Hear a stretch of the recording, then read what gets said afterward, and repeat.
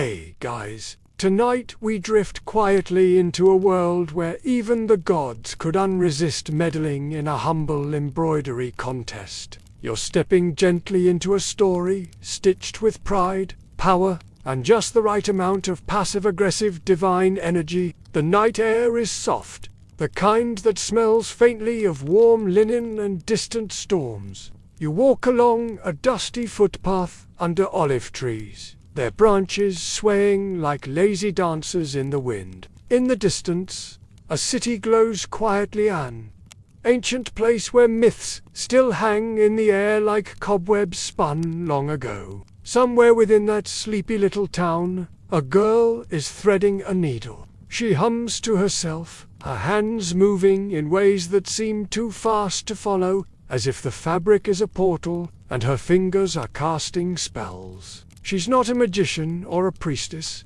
she's not even royal, but you're about to learn why this one mortal with a needle caused the goddess Athena herself to lose her divine composure. Because in Greek mythology, embroidery is never just embroidery. It's ego, it's art, it's warfare with silk thread, and if you're not careful, it ends with someone getting turned into a spider. You probably won't survive this in real life, but fortunately, you're here to fall asleep, not to get cursed by a cranky goddess. So, before you get comfortable, take a moment to like the video and subscribe, but only if you genuinely enjoy what I do here. And hey, drop your location and what time it is for you right now. I love seeing how far this sleepy little history circle reaches. Now, dim the lights. Maybe turn on a fan for that soft background hum, and let's ease into tonight's journey together. You begin walking toward the myth, the path unfolding like fabric unraveling from a loom. It's twilight in ancient Greece, or rather, somewhere in the cloudy haze between history and legend. You pass silent statues, each staring into nothing with the haunting calm only marble can hold. Most of the gods are resting now, content after their latest dramas, but one is still awake. Athena, goddess of wisdom, war, and curiously, this is a woman who can design battle strategies and interior decor. She's responsible for giving the world the olive tree, inventing the flute, and also less famously, setting some really high standards in the... You don't normally picture gods hunched over looms, but Athena, she's the kind who could destroy a city or hem your toga. Multi-talented doesn't begin to cover it. But the story doesn't start with her. It starts with a girl named Arachne, living somewhere in ancient Lydia. Not a queen, not a priestess, not the daughter of a demigod. A mortal girl with hands like whispers and a brain full of patterns. You imagine her sitting by a window, her loom set up beside a crooked table covered in tangled threads. She doesn't look particularly impressive. Bare feet, stained fingers, hair pulled back into a lopsided bun, because it keeps falling in her face when she works. But once she starts weaving, the room changes. Everything seems to quiet. Don't like, even the air is trying to see what she'll make next. She weaves stories into her cloth, guards falling in love, monsters defeated, and people just being people, the kind of stories everyone knows. But somehow, hers feel sharper, more honest. Soon, people are coming from neighboring towns just to watch her work. And in a culture where weaving was more than just decoration, it was a woman's voice. Her contribution to politics, family, and the divine Arachne was speaking loudly. Now, here's the mainstream fact. In ancient Greek society, weaving wasn't just domestic labor, it was a symbol of feminine excellence, status, and intelligence. Women weren't often allowed to speak publicly, but they could express themselves through textile art. It was considered a mark of both grace and discipline. And Arachne, she wasn't just good, she was revolutionary. Too good, in fact. This is where things get dicey, because when people admire someone too much, they start making assumptions. One local rumor said Arachne must have been trained by Athena herself, Another said she wasn't even human, that she was some goddess in disguise. You can practically hear the whispers in the market. No one spins that fine unless divinity's involved. She must be blessed by the gods, or worse, she's competing with them. Arachne didn't help things. She wasn't the shy type. When asked if she owed her talent to Athena, she laughed. Not a nervous giggle, but the kind of laugh that says, "Are you serious?" "No," she said. "I taught myself a beat." Then she added, almost as if daring the skies to strike her down, "I'd beat that goddess at her own game any day." Cue divine thunder rumbling ominously in the background. You know, the standard mythological warning sign that someone just made a really poor life decision. Historians still argue whether a story was meant as a warning against arrogance, or as an early parable of unjust divine punishment. But one thing is clear. In Greek mythology, if you say you're better than a god, the god shows up, eventually, and usually with a flair for the dramatic. So, while Arachne continues weaving, oblivious or, maybe, totally aware of the chaos her words have set in motion, something stirs in the clouds above. Athena, here's the challenge, and she's not going to ignore it. But unlike Zeus, who'd just throw a lightning bolt and call it a day, Athena decides to be graceful about it. Sort of. She's going to pay Arachne a visit, but not as herself. Not yet. Because when you're the goddess of wisdom, sometimes you prefer to gather intel before unleashing divine consequences. And maybe, just maybe, she's a little curious. Could this mortal really be that good?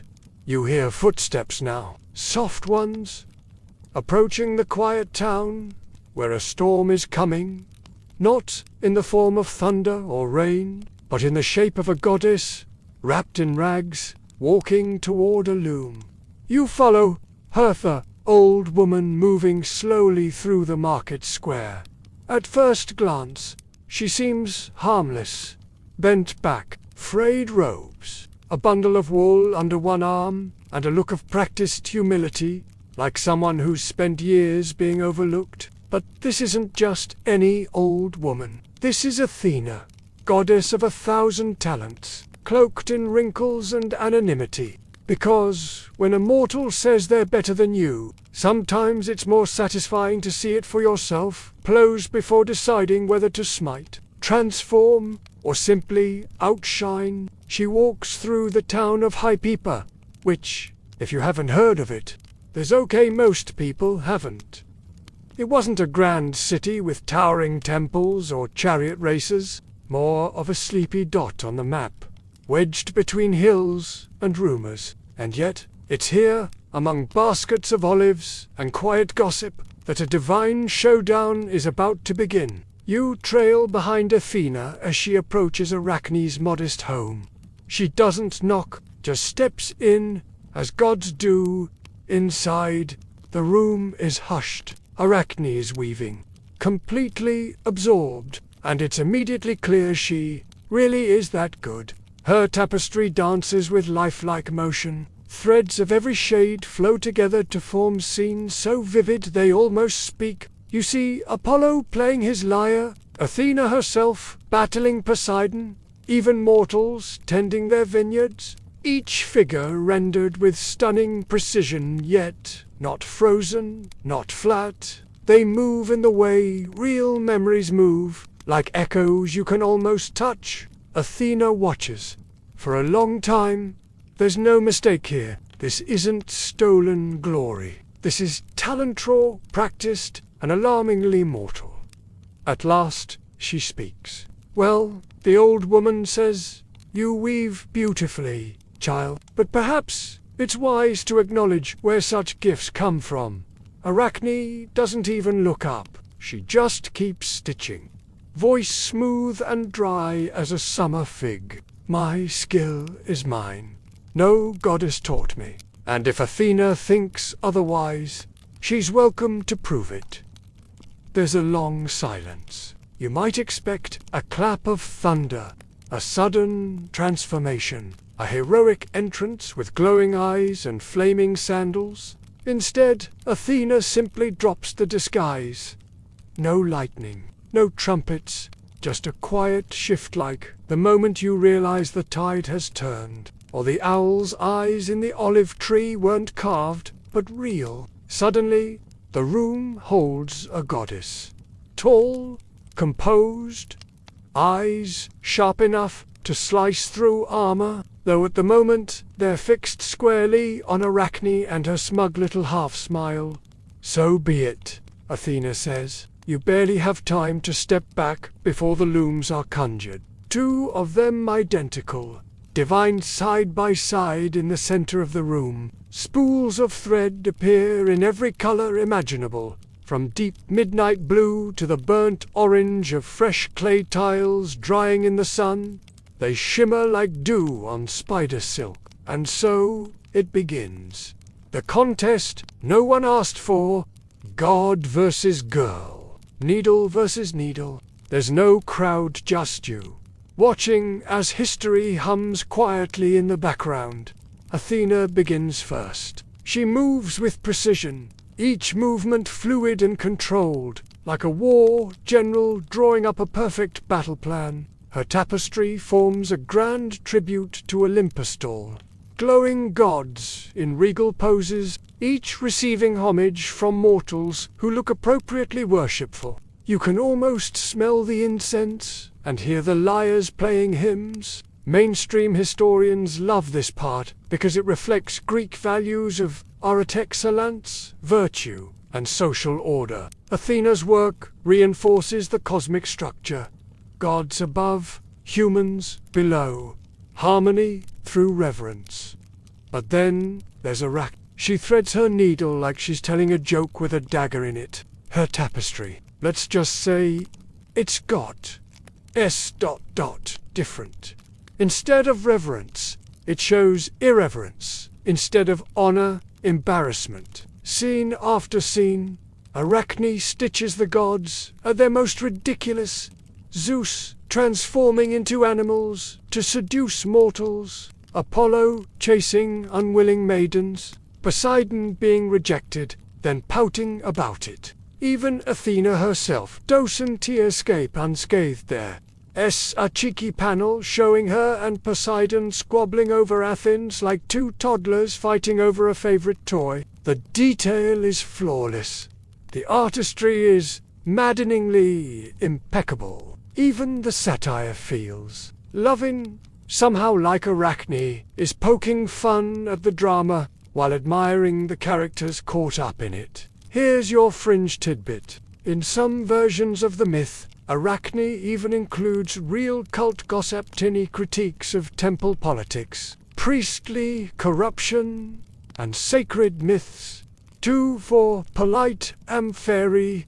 You feel the tension grow, not just between two artists, but between two worldviews.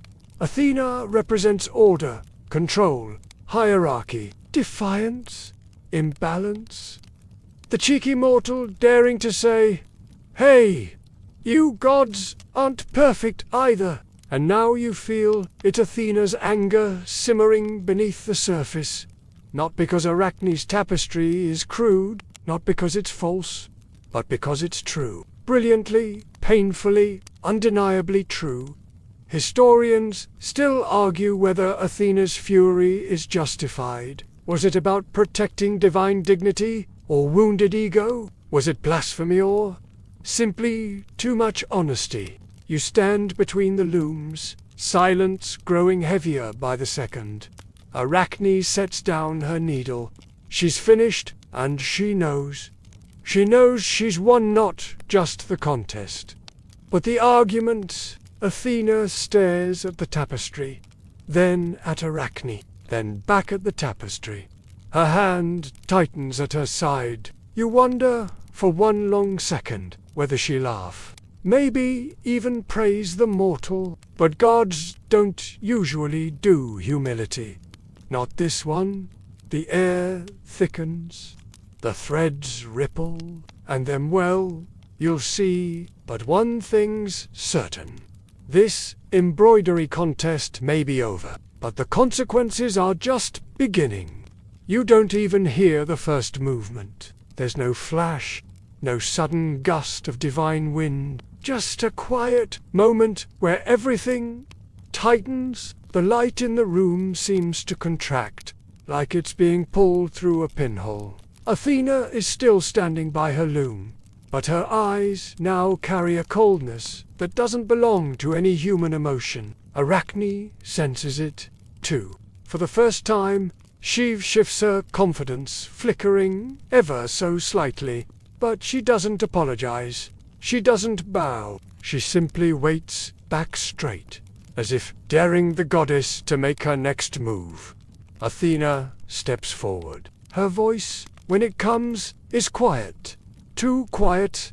"You are talented," she says. It's not a compliment, it's an accusation. Then her hand moves swift, as thought and a tapestry Arachne wove is torn.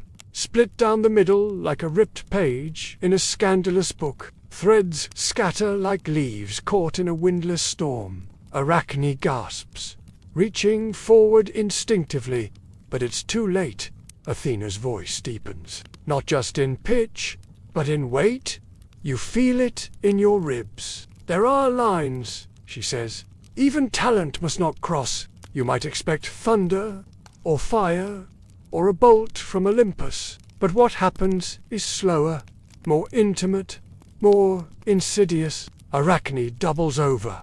Clutching her head, she stumbles, her body folding in ways no body should. Her limbs twitch, shrink, elongate, distort. Her back arches unnaturally. Her fingers, once so graceful, curl inward, fusing, splitting, multiplying. And then, quietly, she's gone. No scream, no final protest, just a shiver of silk. Where Arachne once stood, a spider now crawls, small, dark, silent. It scurries across the ruined tapestry, pausing, as if still trying to finish the design. Athena watches it, without expression. Not rage, not satisfaction, just a deep, regal stillness. Was this justice, a lesson, or a punishment wrapped in jealousy? You sit with the question, unsure. Athena doesn't offer answers. Mainstream accounts of the myth tend to frame this as a warning against hubris. Don't challenge the gods. Don't overreach. Don't mock power. It's a tidy moral, but it doesn't quite sit right, does it? Because Arachne didn't lie. Her tapestry was accurate. Painfully so. She told the truth. And for that, she was turned into something small, low, and easy to ignore. Here's your quirky tidbit.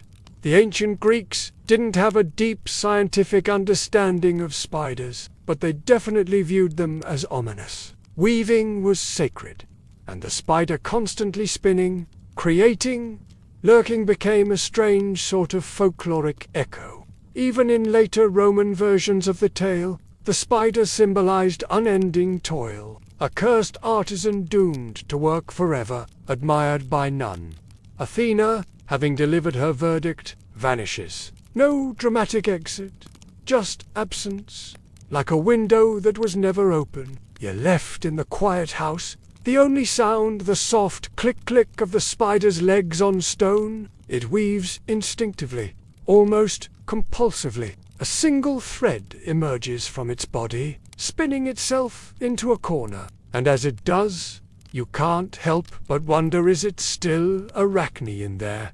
Does she remember? Or is this just a shape now? A consequence without a soul? Historians still argue whether Athena's transformation was merciful or cruel. Some say she spared Arachne from further punishment, gave her a form suited to her craft.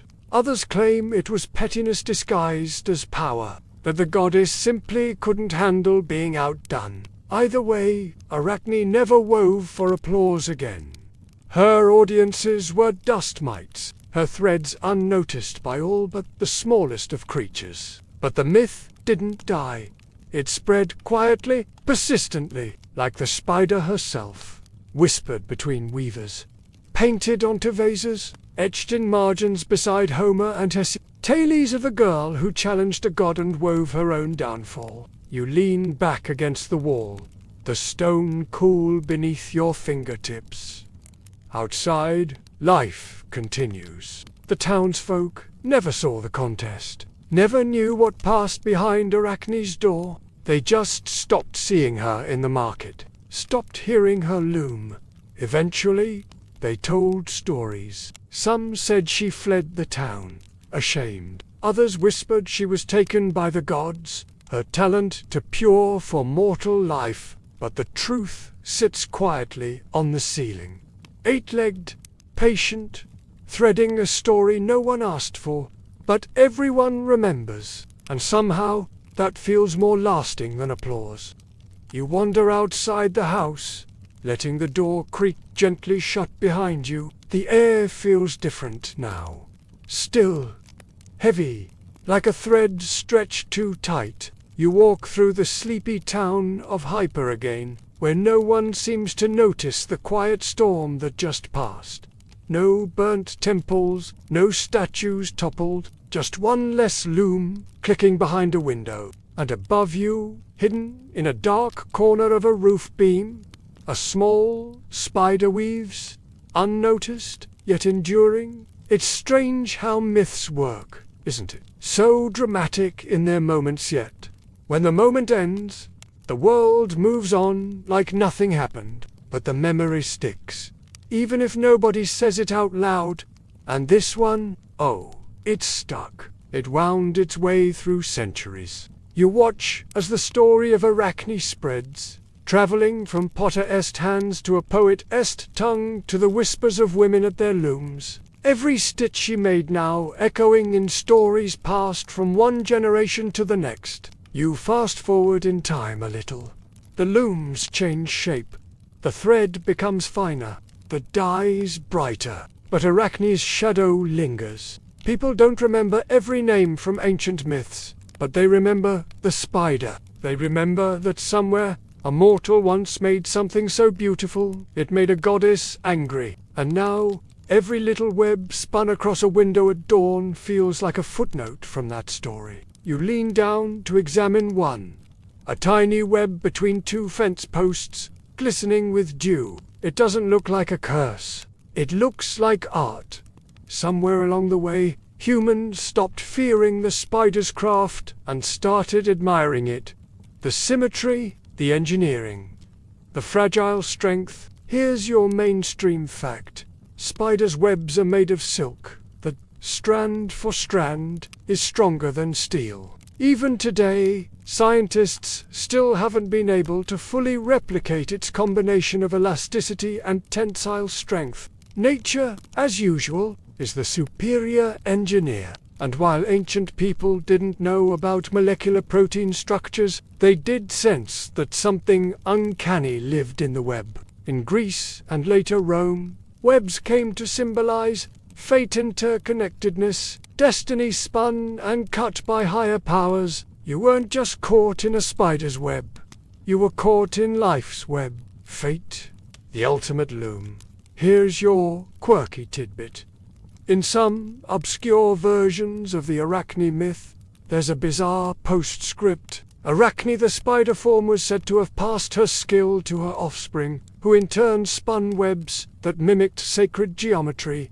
That's right, even cursed arachnids had family dynasties of overachievers. And now, whether you're sitting in an attic, or a jungle, or your poorly cleaned garage, if you look up and see a web, it might just echo back to this moment, this myth, this girl who wouldn't say sorry.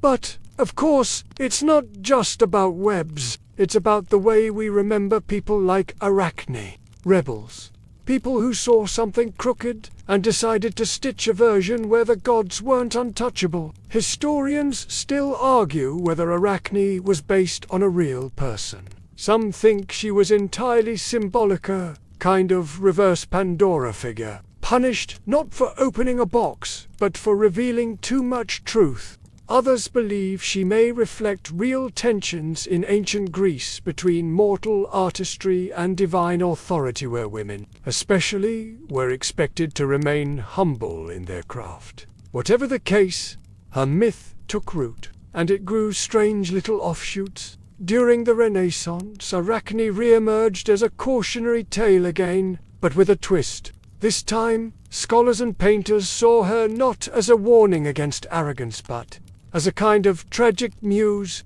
a symbol of creative defiance. You picture a 16th century artist pausing at his canvas, thinking of Arachne as he paints a satirical fresco on a chapel wall, wondering if he, too, might be punished for depicting uncomfortable truths. And what about now? Even modern culture can't quite shake the thread.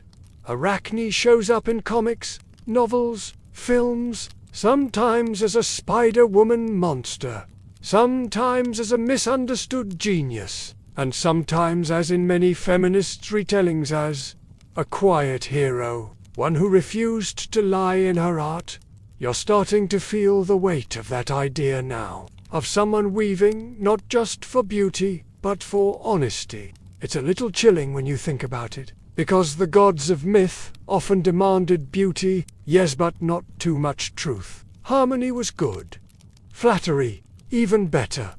But raw truth, unfiltered truth, that could unravel everything. And in a way, Arachne's thread did unravel something. Not Olympus, but the illusion that the gods were always right. You walk a little farther, beneath a canopy of olive branches. The wind is warm now, rustling the leaves in long, whispering waves. A spider dangles down in front of you on a silver thread, pauses for a moment like it's curious about your thoughts, then slowly spins its way back up. No drama, no threat, just weaving. Always weaving. And that's the part Athena never accounted for. That no matter how hard she tried to end the story, the thread kept going. You keep walking, following the thread backward now, if such a thing is possible, until you return to the house where Athena stood, victorious but oddly quiet. She didn't gloat. She didn't stay to admire her unraveling punishment. No divine high-five, no triumphant owl screeching overhead, just gone. Like a teacher who slams the door behind her after confiscating your science project for being too good. It's worth asking, why did this affect her so much? Sure, the gods punished mortals all the time. Touch something forbidden, get turned into a shrub. Lie to Zeus. Prepare to become a swan's weird love interest. But this wasn't theft, or treason, or blasphemy. This was a contest. And Athena chose to show up. That makes the whole thing more complicated. Because if you zoom out a little and look at Athena's greatest hits, a pattern begins to appear. And patterns, as we now know, are her thing. Let's talk about her other drama moments, shall we? The big one, Medusa. You've probably heard the hair snake story, the cursed Gorgon, whose gaze turned men to stone. But the prequel is often blurred out for polite company. Medusa wasn't always a monster. She was once a beautiful priestess in Athena's temple, depending on the version. She was either seduced or assaulted by Poseidon on sacred ground. And what did Athena do? She didn't punish Poseidon. She punished Medusa, gave her a face no one could look at, and a hairstyle that screamed, "Do not disturb." Now, historians still argue whether this was protective, turning Medusa into a weapon against future harm, or a brutal act of divine victim blaming. But again, someone crosses Athena's invisible line, often in grey moral territory, and Athena reacts with disproportionate precision. Take poor Tiresias. He saw her naked once. By accident was just out hiking and took the wrong turn into a sacred grove. Boom. Blinded for life. Athena gave him prophetic powers to make up for it. But you get the sense he'd rather have had his vision and a map. And then there's Arachne, let's be real. Asked for it in a way the others didn't. She challenged the goddess directly, did it well. But still, you can't help but wonder, was Athena threatened? Or just tired of mortals forgetting their place? Here's a mainstream fact. Athena was widely revered not just as a goddess of wisdom, but of civic order. Her presence was about structure, fairness, rational thinking qualities the ancient Greeks valued deeply. Her temple in Athens, Parthenon, wasn't just a religious site, it was a political statement. It stood for stability, authority, the idea that civilization worked because people followed rules, even divine ones. And she wasn't following any rules. She was remixing Olympus into a comedy roast. Now for your quirky tidbit. Did you know Athena also invented the flute? Yes, in one of her early creative goddess phases. She crafted the double-piped olive, but the myth says that after seeing how puffed up her cheeks looked while playing, she abandoned the instrument out of vanity.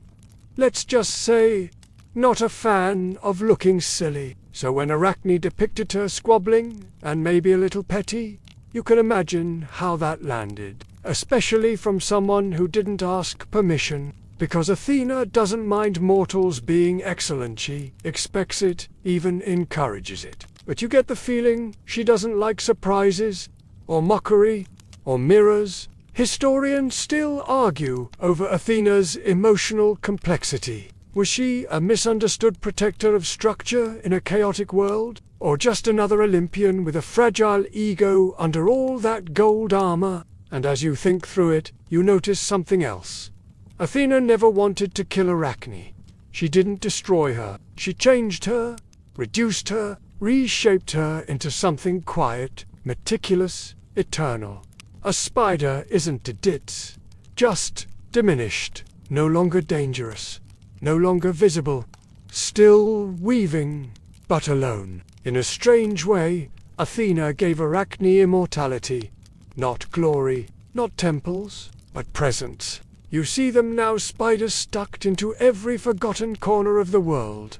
The dark corner of your bookshelf, the eave above your doorway. The corners of temples, long fallen into ruin. They're still here, still working, still threading their version of the story. One silk strand at a time. You sit with that for a while. The idea that maybe Athena, in trying to silence Arachne, accidentally gave her a legacy stronger than marble. One that doesn't crack, doesn't fade. One that waits patiently for someone to look up and wonder, who made that? You walk now, not through myth, but through thread. Imagine a long hallway where every step you take is cushioned by woven fabric layers of linen, wool dyed and stitched with care. And all along the walls, tapestries, not divine ones, but mortal-made, sun-bleached, mouse-nibbled, yet alive with color. Because if you want to understand how deep this myth goes, you need to talk about weaving in ancient Greece. It's not just a hobby, not a Sunday afternoon at the loom with tea and small talk. Weaving in the ancient world was everything. Economy, gender, politics, cosmology. A woman's loom was her map of the universe. And you stand now in one such ancient household, a clay courtyard, a wooden frame, loom twice as tall as you, skeins of wool hanging like vines, the rhythmic clack-thud of weaving was the background soundtrack to ancient domestic life. So constant, in fact, that many men who weren't usually allowed in the weaving areas described. Mainstream fact time. Greek women were expected to be skilled weavers, even queens. Penelope, the famously patient wife of Odysseus, wove by day and secretly unraveled her work by night to avoid choosing a new husband. That act alone became a symbol of cleverness, loyalty and manipulation through thread. Now here's the curious thing. Weaving wasn't just functional. It was symbolic. To weave something was to create order out of chaos, to bring together disparate strands into a single, coherent whole. Sound familiar? It's what gods do. And so, for a mortal girl like Arachne to weave with divine-level precision wasn't just impressive, it was provocative. Like saying, hey, I understand the world as deeply as you do. Maybe more. And that's not an exaggeration. Some scholars argue that textiles were the first form of written language stories encoded in patterns passed down from mother to daughter, line by line. Arachne wasn't just spinning thread. She was spinning narrative, and sometimes those narratives didn't flatter the gods. Quirky tidbit: some ancient looms used weighted stones at the bottom of their threads to keep tension. These weights were often decorated with symbols, birds, flowers, even faces. Arachne may have had goddess head weights dangling from her warp threads. Imagine that irony. The tools of reverence used to challenge the very figures they honored. You step closer to one of the ancient tapestries now. It's faded, but you can make out a scene: women at the loom, threads glowing red and gold. In the corner, tiny embroidered figures climb a wall. Or are they being chased? You blink. Nope, it's just the dust playing tricks. Or is it because weaving, even now, carries a kind of magic? It's transformation. You start with formlessness, wool, dye, tension. Then, through pattern and pressure, you create meaning. Arachne mastered this. And maybe that's what frightened Athena the most. Because a loom isn't loud. It doesn't shout or swing swords or demand temples. It just works. Quietly, continuously. Changing the world one patient row at a time. Historians still argue whether ancient textile work gave women more power than we think. Most of their contributions were invisible in the archaeological record. Thread rots faster than stone. But their impact, woven into everything. You think back to Arachne now. Not as a rebel, not as a victim, but as a master of the loom. Someone who didn't just copy the world, she interpreted it. She looked at Olympus and said, "Let me show you what I see." And what she saw was messy, petty, contradictory, real. Athena, for all her wisdom, couldn't take that reflection. Because gods don't like mirrors unless they're framed in flattery. And now you start to notice the real legacy. It's not just the spiders, or the cautionary tale, or even the quiet hero worship that modern readers have begun to layer onto Arachne's name. It's that silent, eternal rhythm, clack-thod, clack-thod. The sound of women shaping stories into fabric, using nothing but fiber, patience, and a kind of stubborn, tender defiance. You wonder how many of those women thought of Arachne as they worked. How many wove secret messages into their hems, or included a crooked line in their border just to say, "I see the world." 2. You reach out and brush the edge of the tapestry. It feels like memory, woven in, never truly gone. You don't leave the Hall of Tapestries just yet. There's something about the stillness here that feels necessary, like standing in a museum at night, long after the curators have gone home, and the exhibits start whispering their side of history. Tonight, S. Smith ISNT, just about weaving it S, about what happens when mortals and gods collide across mediums, not made for thunder or fire, but for thread. So let's open the myth up a little more, because Arachne wasn't the first to challenge a god and definitely not the last. She's just one stitch in a much longer, very tangled tapestry of mortals who decided, for one reason or another, to take the gods on at their own game.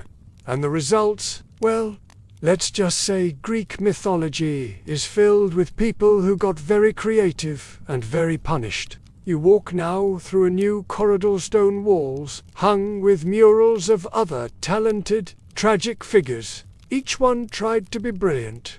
Each one paid a weird, often animal-shaped price. You stop before a mosaic. There's a man playing a lyre hith face, calm, focused. That's Marsyas. He challenged Apollo, the god of music, to a flute-playing contest. He didn't even cheat. He played well. And you know what happened when he lost? Apollo had him flayed alive. Yep, for daring to be impressive. Even the muses were like, maybe that was a bit much. Apollo? Historians still argue whether that myth was meant to scare musicians into staying humble, or whether it reflects deeper tensions in Greek culture between chaos and order. Either way, Marsyas lost his skin, but his name stuck, literally carved into the annals of art.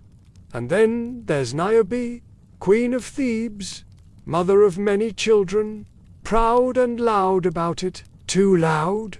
She mocked Leto, mother of Apollo and Artemis, saying she had more kids, so she must be superior. Spoiler alert, Leto's kids weren't amused. Apollo and Artemis descended like angry valedictorians with something to prove. They killed all of Niobe's children, except 1 or 2 in some versions. Niobe, frozen in grief, fled to Mount Sipylus and turned to stone. To this day, there's a rock formation there, said to look like a weeping woman. So much for family pride. Quirky tidbit. Niobe's name was once used as a verb in some ancient dialects. To be niobed meant to suffer loss due to hubris. You pause at another tapestry. This one is jagged, stitched in silvery thread. It shows a sculptor, proud, intense, obsessed. That's Daedalus. You probably know him as the guy who built wings out of wax for his son, Icarus. But before that, he pushed his young nephew, Talos, off the Acropolis out of jealousy. Talos had invented the saw and the compass. Too good, too fast, too threatening. Even Daedalus, yes. Daedalus, father of craftsmanship, couldn't handle being out, so this impulse to punish excellence. It's not just divine, sometimes it's painfully human. You sit on a cold stone bench and look up. Above you, a painting on the ceiling depicts another story. Pentheus, the king who mocked Dionysus and banned his worship. He disguised himself as a woman to spy on the Bacchae Dionysus's wild female followers. They tore him apart with their bare hands, including his own mother. Yes, it's dramatic. All of it is, but it's also consistent. Time and again, mortals who try to out-strategize the divine or question their authority end up transformed, punished, or poeticized into oblivion. It makes you think. Was Arachne just unlucky to be caught in the same thread, or was she something different? Because, unlike the others, she didn't steal, mock, or try to fake her way into greatness. She already was great. She didn't challenge Athena by ambition. She challenged her by simply existing and being better. That might be the scariest challenge of all. Mainstream fact time. Greek myths reflect more than theology. They're mirrors of cultural anxieties. Who gets to be talented? Who controls truth? What happens when someone breaks the unspoken rules of greatness? Arachne's tale isn't a lesson about skill, it's a warning about hierarchy, a reminder that if your gift threatens the wrong authority, it might just get spun into a punishment.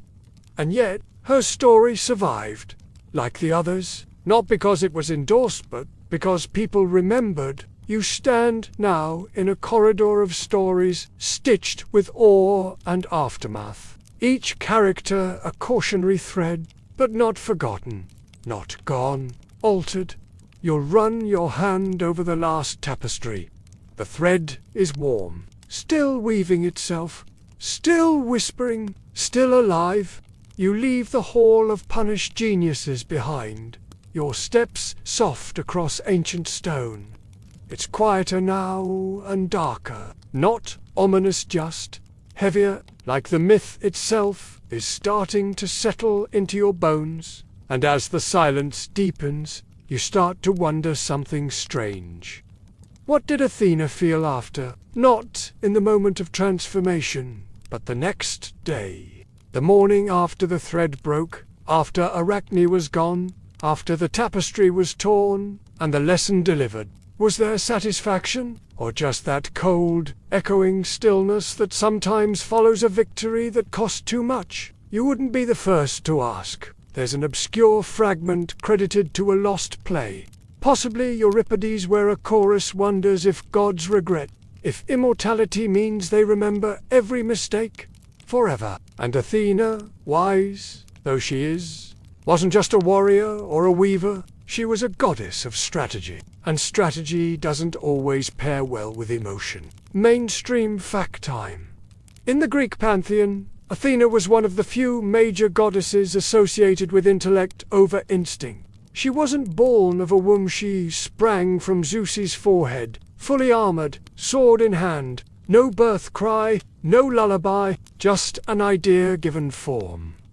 She wasn't raised in a nursery, she was the nursery for blueprints and battle plans and city walls. So maybe regret doesn't come easily to her. But you have to imagine, after the dust settled and the room was empty again, Athena stood there, alone with her thoughts, because what Arachne created didn't vanish with her body. Her tapestry, though torn, had been seen, and once a truth is seen, even if destroyed, it doesn't unsee itself. It lingers, like a ghost with thread for a spine. Athena might have been able to silence Arachne's voice, but she couldn't unweave what had already been revealed. The mockery, the exposed hypocrisies, the unflattering scenes of divine drama that deep down were too accurate to ignore. And that's the part most retellings skip, the aftermath. The quiet. You picture Athena wandering back to Olympus, passing through clouds, temples, shrines, each one full of mortals singing her praises, painting her victories, offering her figs and honey, and yet, in the back of her mind, a single mortal loom clicks. Clack thud, here's your quirky tidbit.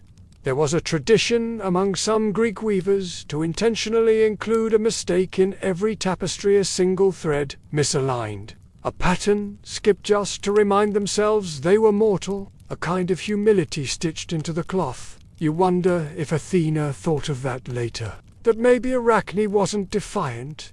Maybe she was just honest.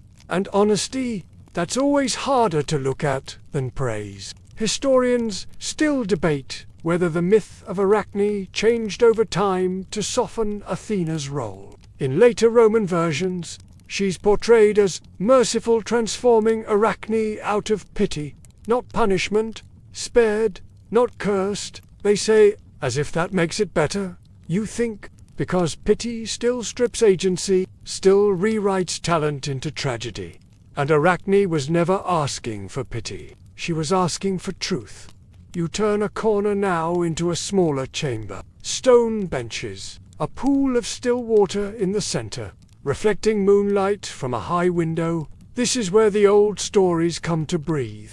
No torches, no gold, just silence and reflection. You kneel beside the water and stare at your own face. And for a moment, just a breath, you think you see Arachne woven into your reflection.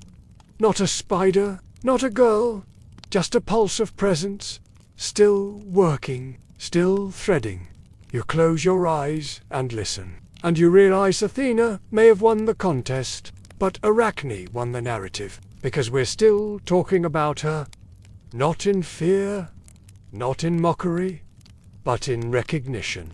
Not as a lesson about hubris, but as a reminder that creation, when done honestly, is the most radical act a mortal can attempt, even if it costs you everything. Especially if it does. You stay by the pool a little longer. There is something about water, its way of holding reflection but never judgment, that makes it the perfect place to think about gods and girls and the thin threads that connect them. You run your hand just above the surface, not touching, just close. The ripple still comes. You don't need contact to disturb the pattern. And that's what Arachne did, isn't it? She disrupted the divine image without ever laying a hand on Olympus. She used beauty as her protest, art as her revolution. But the revolution wasn't loud. No trumpets, no mobs, no torches. Just quiet threads that said, "You are not perfect, and we all see it." It makes you think about all the ways people tell the truth when they not allowed to shout, or even speak. They sew it, paint it, slip it into stories, embroider it into corners. They weave it into the very things. No one bothers to question tablecloths, festival robes, because truth doesn't always announce itself. Sometimes it hides in the folds. Mainstream fact. In ancient Greece, there were entire festivals dedicated to weaving. The Panathenea, for example, was held in honor of Athena herself. One of its highlights, a ceremonial robe called the peplus, woven by select young women of the city. It depicted a scene from the Gigantomachie gods, defeating the Giants' Glory Order, triumph, and guess who the biggest figure was? Athena, front and center, spear raised, woven by mortal hands, glorifying the divine. So imagine being a young Athenian girl, threading that peplus, knowing the myths, knowing about Arachne. Do you ever pause with the needle in your hand and think, what would I weave if I could be honest? Not what I'm allowed to show, not what the priests tell me to depict, but what I've seen. Who would I stitch onto the cloth? My mother sweeping the floor after sacrifice. My sister braiding her hair by moonlight. The neighborhood boy who says the gods don't care if we lie, just as long as we kneel. You step back from the water now, back into the soft stone corridor that leads you deeper into the myth's aftermath. There's a statue here. You almost miss it, it's so small. A woman bent over a loom. No face, just posture, hands frozen mid-thread, focused, unapologetic. It has no nameplate, no dedication. But you know who it is, and beside her, carved onto the wall, a web, intricate, perfect, and dangling from it tiny figures, gods, animals, people, courts, some struggling, some simply hanging there. It's not gory, it's not even scary, it's honest. This is what stories do. Arachne whispers. They catch you. You don't even realize it until you've stopped moving. Quirky tidbit. In one obscure mythological riff, it was said that the fates took pity on Arachne after her transformation. Not because she was wrong, but because she had seen too much. They didn't undo her curse, but they gave spiders the ability to sense the vibrations of the world around them, a kind of second sight. A listening through silk. And doesn't that feel right? Arachne, always listening, always reading the tension in the thread. Historians still argue whether Arachne was ever meant to be admired, whether her story is meant to close the door on pride or open it just wide enough for discomfort. But standing here, surrounded by quiet webs, it's hard not to feel like she's still whispering. You can be obedient, or you can be honest. Rarely both, and with that, you look up.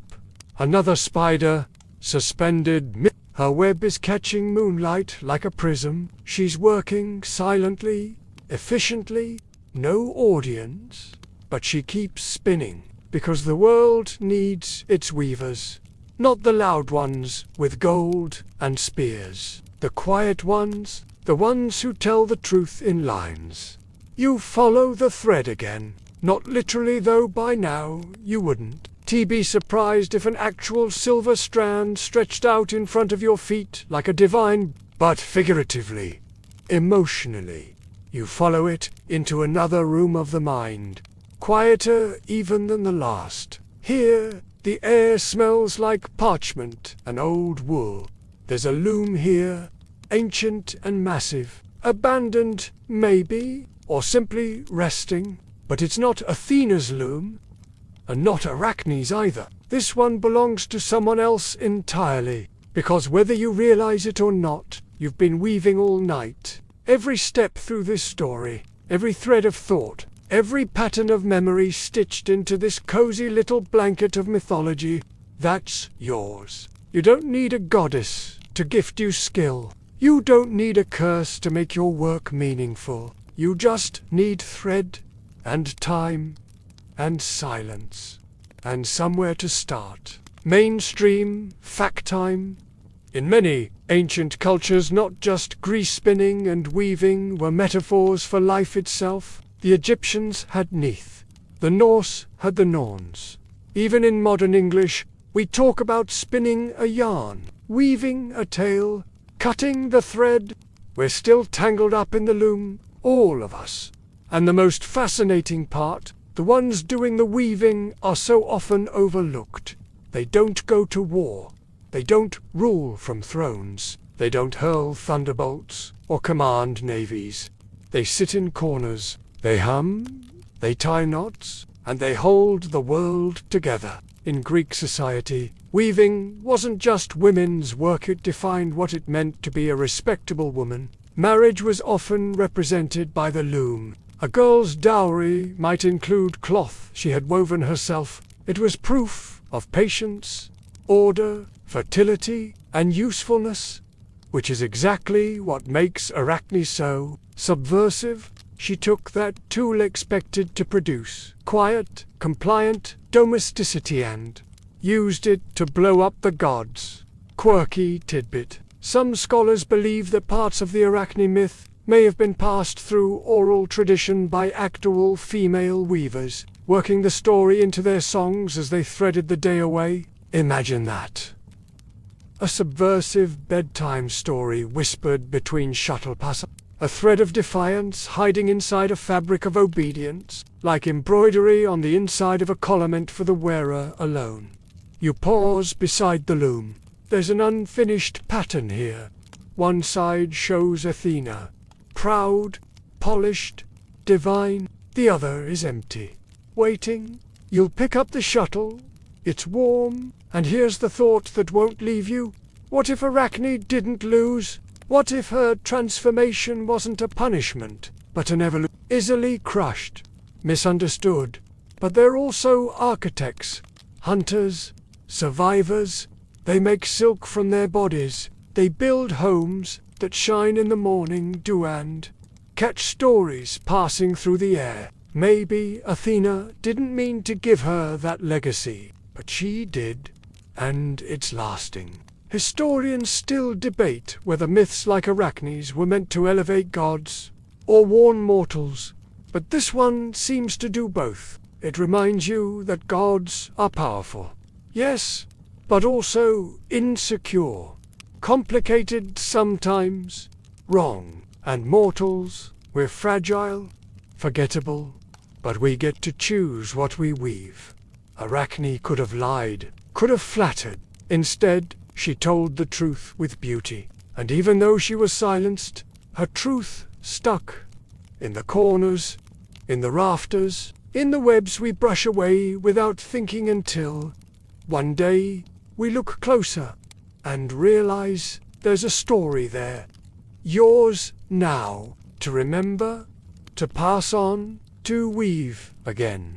You move on now, deeper into the quiet, and as you do, something shifts not in the story, but in the space around it. Like you've crossed from myth into memory, from legend into something more personal. This is the part of the journey where you start to see reflections of Arachne, not in temples or webs or poetry, but in real people, people you've known, people you've been. That teacher who challenged the curriculum with one too many questions, the artist who painted what nobody asked for, but everyone needed to see. The girl who refused to apologize for being smart, loud, opinionated when the world expected her to be sweet, quiet, grateful.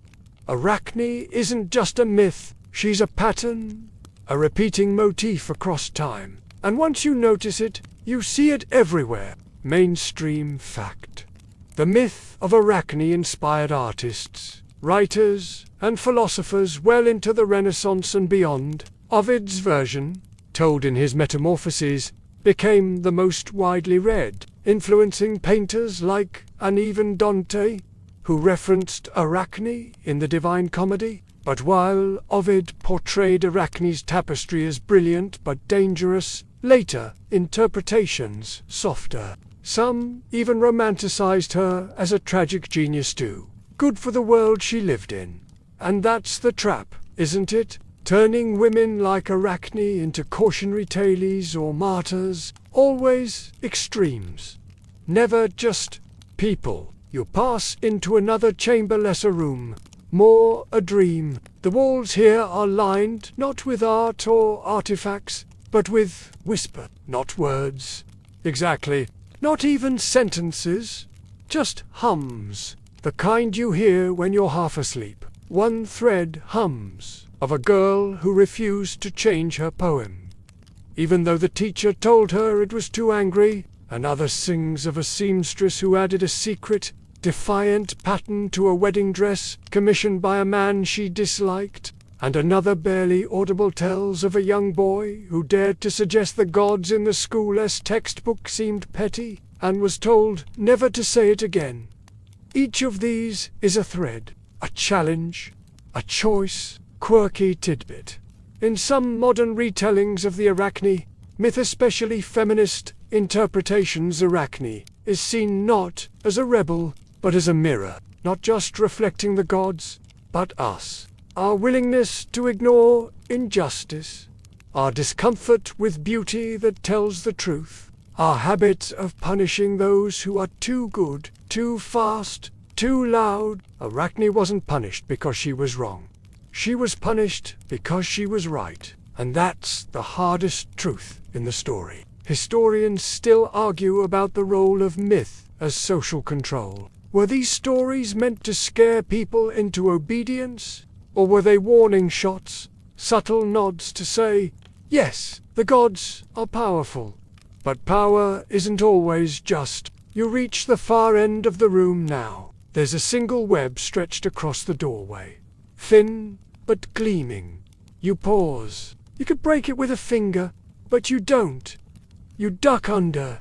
Let it stay. Let it hold. Because you're starting to understand what Arachne really left behind. Not bitterness, not anger, not even revenge. Just thread, and a lesson stitched in silk. If your truth makes the gods uncomfortable, maybe it was always meant to. You emerge into a space that feels neither sacred nor profane, just human. A wide open room, the floor smooth like worn marble, the ceiling lost in shadow. No thrones, no altars, no weeping statues, just thread. Lines of silk, wool, flax, cotton, some coarse, some impossibly fine, stretching across the room in every direction, overlapping, crisscrossing, looping, down and up like a constellation made of fabric. You're inside a web, not a spider's, not Arachne's, yours. The more you look, the more you recognize yourself in the weave. That memory of the first time you created something, Moby, a drawing, a sentence, a dance, and showed it to someone, heart pounding. That time you said something true and someone laughed. That moment you held back your real opinion to avoid trouble. Or didn't. These threads hum as you move through them, soft reminders of the tension between silence and honesty, between safety and creation. Arachne didn't choose the loom to start a rebellion. She chose it because it was hers, because that's what she knew how to do. And that's where it all begins for you too. With what you do. Mainstream fact. The word text shares its origin with textile, both coming from the Latin text, which means to weave. So when we write, when we speak, when we tell stories, we're weaving. We're spinning ourselves into patterns others can read. That makes you think, doesn't it? Maybe Arachne wasn't challenging the gods for power. Maybe she was just telling a story no one else dared to tell. And the gods, who prefer being adored, panicked when they saw themselves clearly, because when a mirror shows you your flaws, your first instinct isn't gratitude, it's smashing it. Quirky tidbit. In some offbeat interpretations, Arachne's transformation into a spider wasn't meant as exile but protection, an ancient way of saying, "You are too valuable, too dangerous. Let's hide you where no one will look." And there's truth in that, because for centuries, spiders were symbols, not of evil but of wisdom. In some indigenous myths, Spider-Woman is the world's first weaver, the one who spins the universe into being. In West African folklore, Anansi the spider is the god of stories. A trickster, yes, but also a keeper of wisdom, a challenger of powerful figures.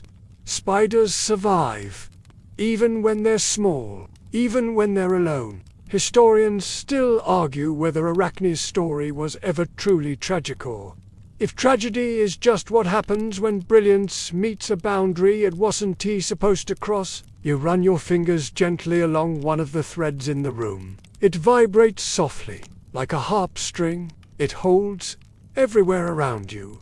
Threads tremble in quiet sympathy.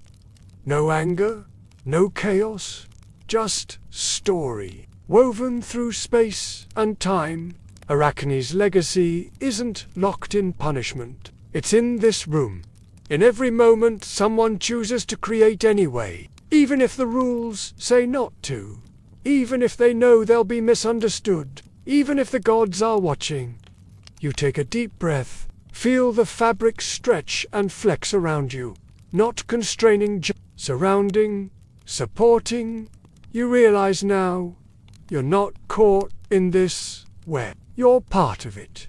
You step lightly now, deeper into the threads, and as you do, the space begins to shimmer, not in some magical, movie-ending way, but with a kind of soft, shimmering understanding. You're no longer just listening to Arachne's story.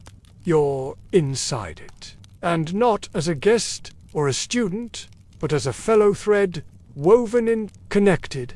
Because the truth of this myth, of any myth, really is that it's not frozen in time. It breathes, it shifts shape, it catches new meanings with every passing century, like dew on silk. And as you walk, the lines around you start to form patterns. At first, just simple ones, crisscrossing threads of curiosity and courage, of defiance and grace, but then they grow more intricate. You see entire scenes playing out. A young girl finishing her first poem and not showing it to anyone. A painter being told her work is too bold. A student asking a question that makes the classroom go still. A mother threading stories into lullabies that hint at a world where no one listens, and then one where they finally do. All Arachne. Mainstream fact. In ancient Athens, citizens were expected to participate in storytelling, not just by listening, but by retelling. Stories weren't fixed. They were flexible, stitched and restitched through generations like a beloved garment. Which means the Arachne you've heard tonight, she's not the same one whispered about 2,000 years ago. And the one your mind carries away when this is over, she won't be the same one either. Because you'll keep weaving her in your own way. And maybe that's the point. Not that gods punish and mortals suffer, but that stories evolve, just like we do. Quirky tidbit. There's an old belief in some Mediterranean villages that if you kill a spider, it brings 7 years of bad luck, not because spiders are evil, but because they watch over the house. Tiny protectors, spinners of quiet order in a world full of loud chaos. Some even say you should greet a spider you find indoors, "Good evening," or "Thank you," in a hushed tone, as if she might understand, as if she might be listening. Maybe she is, because what if Arachne's transformation wasn't a silencing, but an adaptation? She couldn't speak anymore, so she listens. She couldn't weave in grand public temples, so she weaves in private corners. No crowds, no applause, just her work. Delicate, persistent, precise. Historians still argue whether the Arachne myth is ultimately hopeful or bleak, but the longer you sit with it, the more you realize it depends on who's telling it. To some, it's a warning. Stay in your place. Don't outshine the gods. To others, it's a seed. If you're good enough to threaten the divine, maybe you are divine. And maybe that's the scariest thing of all. You pause now at the very center of the webbed chamber. Everything converges here. Not with a bang, not with a sermon, but with a whisper. And in that whisper, you hear it. A story doesn't end when the teller stops speaking. It ends when you stop listening. Or more importantly, when you stop retelling. So when the time comes, and someone asks you if you've heard of Arachne, don't recite the facts. Tell them how it felt. Tell them about the silk, the silence, the patterns that mirrored truth too closely to be allowed. Tell them about the girl who dared to make something better than a goddess, and what it means when the gods notice you linger here at the heart of the web for a little while longer. Because even though the story is almost over, you're starting to realize that it never really wanted to end at all. It wants to keep going, to keep stretching, to keep connecting thread to thread, thought to thought, person to person. And right now, you are part of that loom. You exhale, the air is warm, still, soft. It wraps around you the way myths do, gently at first, then completely, until you can't quite tell where the story stops and you begin. It feels like bedtime now, but not because you're tired, because you've arrived somewhere safe, somewhere held. Let's rewind gently. A girl, born of no title or prophecy, no divine parentage, no fated starlight, just hands and thread. She doesn't ask to be special. She just is. She learns, she works, she creates, and when the gods see what she's made, they don't clap. They don't kneel. They threaten, because it is one thing to be admired by your peers. It is another to be feared by the divine. And still she weaves, even now, across centuries, in corners, in crawl spaces, behind bookshelves, and above door frames. Arachne is still at her loom, not for praise, not even for justice, but because this is what creators do. They make, they reveal, they survive. Mainstream fact. Many spiders rebuild their webs daily, torn by wind, broken by prey, blown apart by careless hands.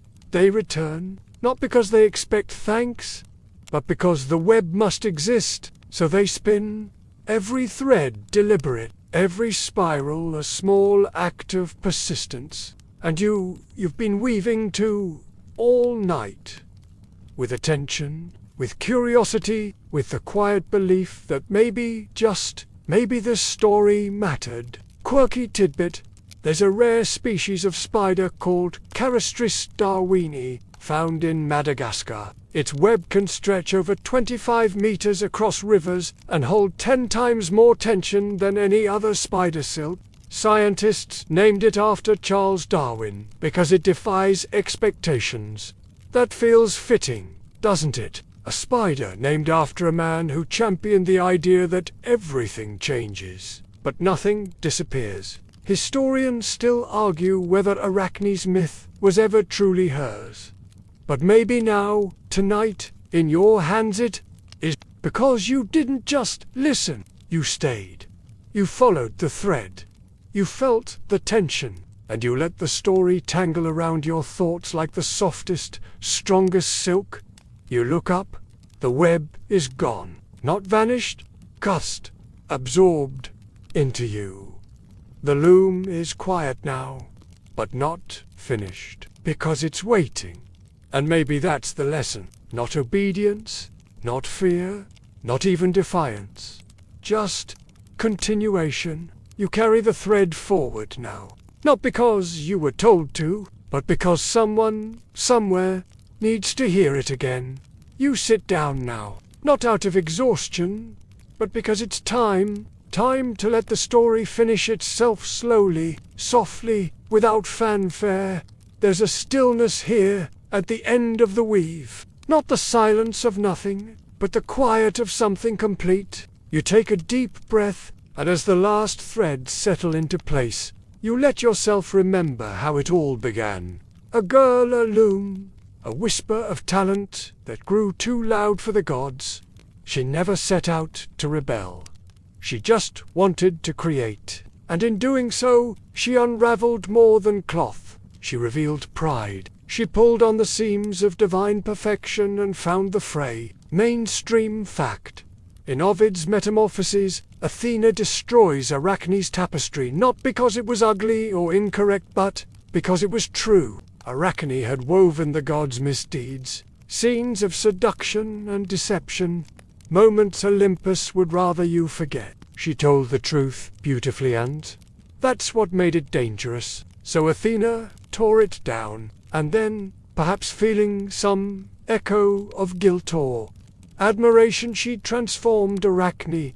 A girl becomes a spider, a loom becomes a web, a tapestry becomes legend. Quirky tidbit. Some medieval manuscripts softened the ending even more, claiming that Athena transformed Arachne, not in anger, but to preserve her artistry for all time. They couldn't erase the myth, so they bent it gently, turned punishment into gift. That's the thing about stories, they warp, they stretch, they survive, just like webs, just like spiders, just like truth. Historians still argue whether Arachne is a villain, a victim, or a vision. But tonight, maybe she's something simpler, a reminder that beauty doesn't need permission, that talent will always push past limits, that honesty, when wrapped in craft, can shake Olympus.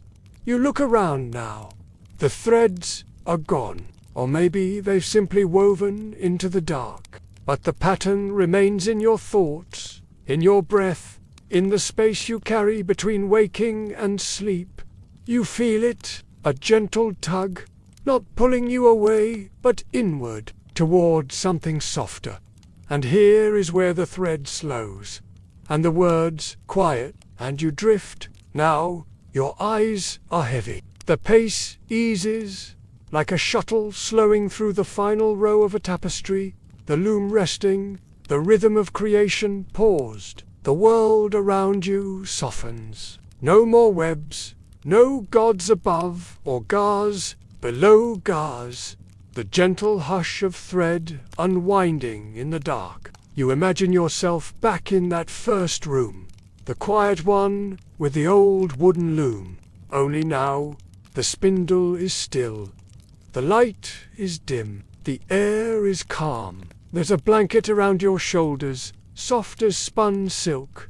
Maybe you wove it yourself. Maybe Arachne left it for you. Either way, it holds. And as you breathe slow, steady, peaceful, you realize that you've carried something with you from this journey. Not a warning, not even a lesson, just a thread, thin but strong. And wherever you go next tomorrow, next week, in dreams you'll carry that thread with you. You'll notice the little things. A spider in the corner of the ceiling, the pattern on a scarf, the quiet hum of something being made by hand. You'll remember that even the smallest story can be a web, and that sometimes the bravest thing you can do is create anyway. So, for now, close your eyes, let the loom sleep, let the thread rest, and know that you're wrapped in something ancient, soft, and safe. Sweet dreams, little weaver.